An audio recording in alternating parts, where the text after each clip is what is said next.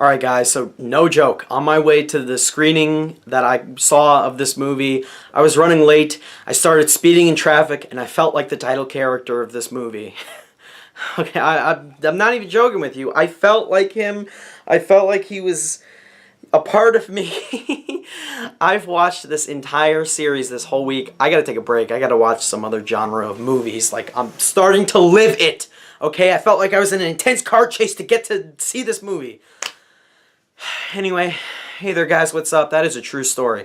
Hey there guys, what's up? What's going on? It is Autobot Mike 18 here, back with another movie review. Guys, I spent my last several uploads doing old movie reviews for, you see it sitting right behind me, for the Bourne trilogy, and now that is right, guys, the newest installment in the Matt Damon Bourne trilogy, in the Damon Bourne franchise is out. And that's right, guys, in this video, I'm going to be reviewing Jason Bourne. Poster's a little tipsy. Jason Bourne, that's right, guys. Jason Bourne is now in theaters. It's this review's up a little bit earlier than I get my normal movie reviews because I saw this Thursday night. I just finished watching the movie about half hour ago, and I want to shoot my review early and get it done and get it out early to you guys because you deserve it. But yes, guys, I have watched the new Jason Bourne film, and it has been... Oh man, the last Bourne film we got was 2007. We had the Bourne Ultimatum, so it is now 2016, so it's been 9 years since we've had the last Matt Damon starring Bourne film, and Matt Damon and director Paul Greengrass, who directed Supremacy and Ultimatum, have re-teamed up to direct and star in Jason Bourne. There was a whole bunch of controversy over them coming back to star in to do another Bourne sequel together. They were going to do Legacy, but then they dropped out, and then they signed on to do this Jason Bourne movie. And we got the Jeremy Renner Bourne movie, which I haven't even seen yet, so I don't think it ties into this at all. I don't. Guys, let's get into the main premise behind Jason Bourne before I get into my thoughts on this movie, and I'll talk a little bit about the other Bourne films as well. If you haven't seen my old movie reviews, I reviewed all of the 3 Bourne films, Identity, Supremacy, and Ultimatum. They're on my channel. Check them out. If not, though, I am going to give my thoughts on them because I do have a lot to say in regards to this movie and in relation to those movies. So, guys, Jason Bourne is set about several years after the events of the Bourne Supremacy and Bourne Ultimatum, because both of those movies were set within the same year, 2004-ish, but it's probably 2015, 2016, so it's been about 11, 12 years, and Jason Bourne, played by Matt Damon, is once again under, he's just flying under the radar, let's just put it at that. But he isn't having, when we open on him, he isn't having crazy, crazy nuts flashbacks. Okay, he's actually putting himself out there a little bit more, getting involved in some, like, wrestling, with some other boxing, essentially, without the gloves. And it's just proving more and more that he's just a total boss. But he's still keeping like a low profile-ish. So somebody from Jason Bourne's past hacks the CIA and obtains a shit ton of files regarding former CIA programs like Treadstone and Blackbriar, and a new and growing program known as Iron Hand. And this person meets up with Jason Bourne and gets him involved in the CIA chase craziness once again, because now the CIA believes he's involved in all of this, so they are going to hunt him down. And Bourne has to find out more of his past because there's a significant event this time in his past that concerns his family, without me saying any more than that. So this is a very personal mission for him, let's just put it at that. So guys, that, my friends, is the synopsis for Jason Bourne. And I just want to preface this video, I'm going to open it up to the Bourne trilogy now, just for a second. I went into Jason Bourne definitely excited to see the movie. I had watched the trailer before I watched the Bourne films, and I definitely was into the idea of a new Jason Bourne movie, even though I literally just caught up on all of these movies. I binged them all in the last week and a half. But I was excited for this movie before I even watched those movies because I thought, wow, they haven't done one in a while. And this was a completely objective viewpoint because I haven't seen the Bourne movies before I watched the trailer. I was like, okay, they're doing a new one with Matt Damon. Maybe this could go places. But I want to be a part of the hype. So I caught up and watched all 3 original Bourne films. And here are my thoughts on them, just briefly. If you want me to rank them, here I'll do it now. Bourne Supremacy, number 1. Number 2, Bourne Identity. Number 3, Bourne Ultimatum.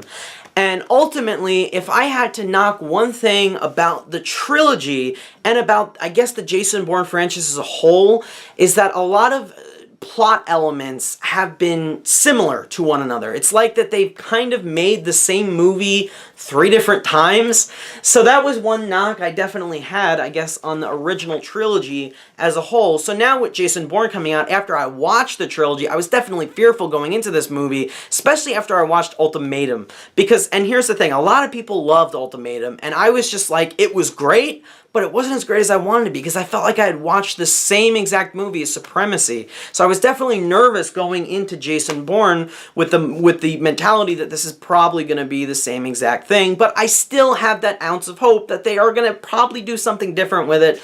And in the end, guys, while I did have a blast with Jason Bourne, as I did with the other 3 Bourne films, okay, just to make that clear, I might have had several problems with those movies, even though I enjoyed all of them and didn't give one grade lower than a B+ for all of them.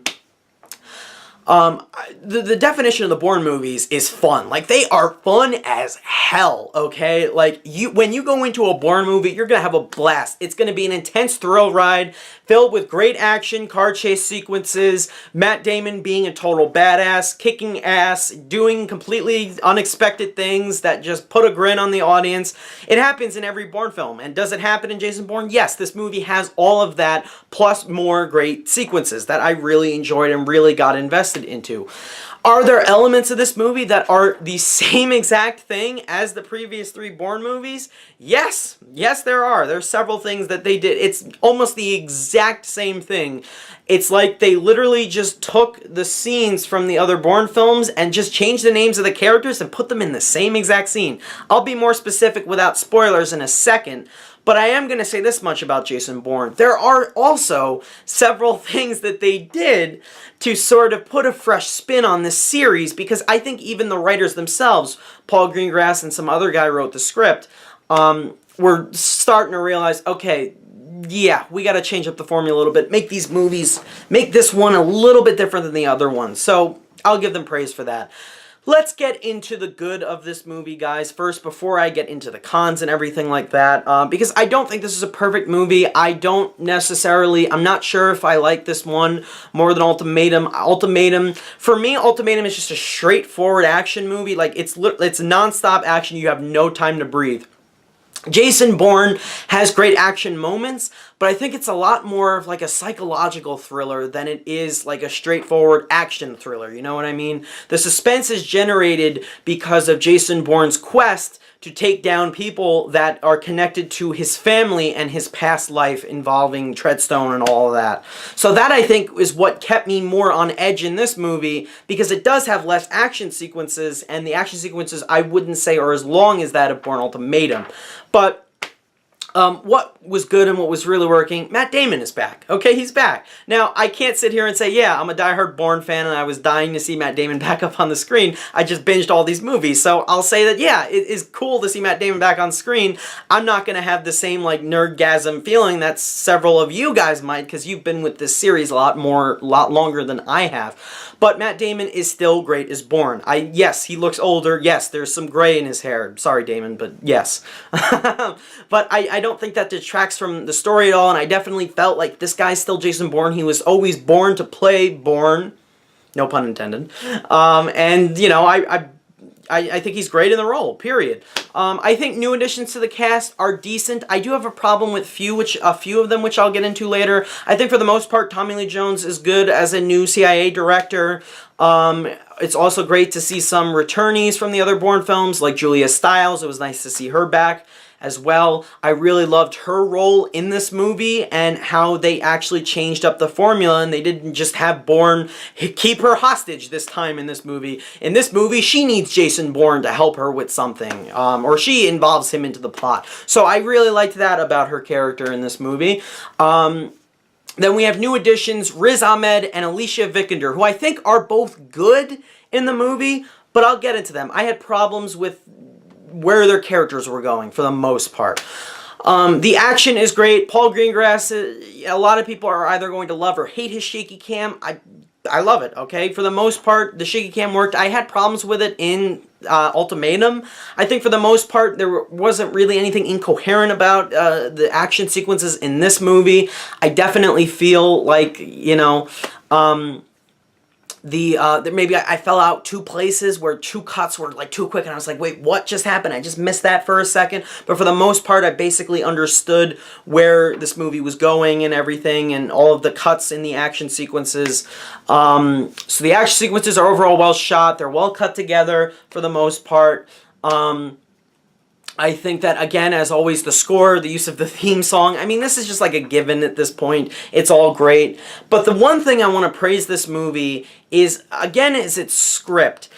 Apart from several of the elements that make this feel like it was just a rehash of the other Bourne films, there are several things that they did differently with this series, with this new installment of Jason Bourne. One being Jason Bourne's past. Yes, his past life is involved yet again in this movie, and that's okay that they had to do it. I understand at this point you can't make a Bourne movie without Bourne having flashbacks and him going on a journey to discover what these flashbacks mean. Okay, that's just going to be part of your movie. Not only does he have these flashbacks later on in the script at this point, but again, it ties into the purpose. Like, I felt like the flashbacks in Ultimatum was just like his origins of him with Treadstone. I felt it didn't add anything. I felt it was way too similar to Supremacy. This time around, it's before he's having flashbacks, before he was even involved with Treadstone or anything like that. And the flashbacks tie into certain family members of his that may or may not have been involved in Treadstone. So that is what's driving his character throughout the movie. So I found a great character motivation for this aging character that we love seeing on screen. And because of that, I was totally invested in his journey throughout this whole movie, and in several other supporting characters who tie into Jason Bourne's past life. Namely, that sniper asset character, who is just, it's the same character in the other two Bourne movies. It's literally the same character. But the character in this movie, he's involved a lot more in the plot and ties into Jason Bourne's past specifically. He's not just some random sniper who they send after him and is only in 2 scenes in the movie. He has a lot more to do with it in this movie. It's one of my favorite moments of Jason Bourne. I also loved the twist in this movie. There is a great twist that's revealed a lot earlier on. There's usually always a big twist that happens in the final act of the Bourne movies. This time it's revealed in the end of the second act, a little bit earlier. And I loved it. I thought it's probably one of my favorite twists. And getting back into the action sequences, for the most part, I don't think there's any one sequence that is like the best of the series, but I will say this much. The final car chase sequence in Nevada, in Las Vegas, is one of my favorite car chase scenes of the entire series. It was total kick-ass on every single level. The staging and everything, the overall, as I've said in the other Bourne movies, how much thought and planning has gone into to stage car chases and foot chases and motorcycle chases. It's amazing. But this is one of my favorite car chase scenes of the entire series. It goes from Las Vegas streets to a parking garage to a hotel entrance to a freaking casino entrance to a foot chase. It is just all levels of awesome, and I cared about both characters in this foot chase. I was invested into both, not just Jason Bourne. So that's one thing I definitely got to give to this movie. Getting into flaws I did have with this movie, though. I do have a couple. It's definitely not free from being original, okay? Because I guess to a certain degree, you have to have elements of other Bourne movies in the new Bourne movie. So, you know, that's definitely a thing I'm going to knock the movie for. But it was a severe thing for me in a few moments in this movie. For example, there is one, let's just say, moment in this movie. It happens in the first act. It is nearly word for word, almost the entire same exact thing that happened in the Bourne Supremacy. In the Bourne Supremacy, there is a major shocking thing that happens in the first act of that movie. That same exact thing happens again in this movie, except they just change the characters, the setting, and the vehicle that is used. Other than that, it's literally the same exact thing. I don't want to say what specifically, who's involved or whatever. I just am going to say this much. It's the same exact thing as the Bourne Supremacy without spoiling anything. So there you have it. It kind of was. The whole idea of Bourne having flashbacks again, he's going to have flashbacks again, okay? So that's just, what are you going to do? You have to live with that at this point. And for a majority, the whole idea of having a CIA asset hunt down Bourne, it's the same exact thing almost again. So there are several elements that I just mentioned. The biggest one was that one from Supremacy. It nearly ripped off the entirety of Bourne Supremacy, that one moment. But then there are other elements that are interwoven into this script that while they did things differently, at the same time, you can't help but sit there and like, okay, that's the same exact thing as the other Bourne movies. What are you going to do? So there you have it. That's kind of where I was with Jason Bourne. I did have a few other problems with the movie. I feel there's one giant plot hole involving the CIA, and I felt that they let their guards down too easily in the third act of the movie. That I didn't particularly care for. And then Riz Ahmed is in this movie. He plays a character who's close to Tommy Lee Jones's character. They had known each other in the past. He's like the head of this company. And I don't want to go too much into it. I felt that subplot was tacked onto the movie, and I felt it was just a little like messy. Like, okay, they're just adding this on. I didn't really see its use. I thought he was great in the movie. By the way, he's really good in HBO's current miniseries, The Night Of. Check him out in that. He's great in it. My one other complaint, I'm really shocked to be saying this, but I haven't talked about her the whole movie. Alicia Vikander in this movie. I don't think she was that great, honestly. I don't think it was just the character. Maybe it was the writing of the character. I felt she just didn't have any energy. I felt like she didn't want to be there, kind of. It was just like she felt like, I don't want to be here. I don't know if that was the performance or the character itself, but in the end, all that didn't buy into that character. She was essentially playing Joan Allen's character from Supremacy and Ultimatum. I thought Joan Allen did a better job of that character in those movies. That said, guys, Jason Bourne, I think if you're a fan of this series, I think you're going to have a blast with this movie, okay? If you had problems with Ultimatum and Supremacy, you might have a few problems with this movie, but overall, I still think it's a fun, entertaining action thriller. There's great sequences that are great, very well cut together. The third act of this movie was really fun and entertaining. I loved the whole moment at the expo. I loved the second act and the big twist that's revealed. There's great moments to be had apart from very similar elements of the other Bourne films that are interwoven into this that you can blatantly tell. In the end, guys, I'm glad they made another Jason Bourne movie. I was glad I saw it. I would definitely recommend it to you guys because I'm going to give Jason Bourne solid grade of an 8.75 out of 10 or a B+. It's the same grade I gave Ultimatum. I don't know which one I like more. Probably Ultimatum because it's a better action movie, but this is a lot more, like the tension is a lot more psychological, and I love what they did differently. So guys, for that reason, I open the floor to you. I am done with this review of Jason Bourne. I would like to know from you guys, what did you think of the new installment of Jason Bourne? Is it great? Is it not as great as the other Bourne trilogy? Where do you stand on your viewpoint with this movie? Guys, as always, thank you so much for watching. I hope you enjoyed my review of this and the other Bourne films. Guys, thank you so much as always. You are the very best fans I could ask for. Thank you so much. I will see you in my next video. Bye-bye, guys.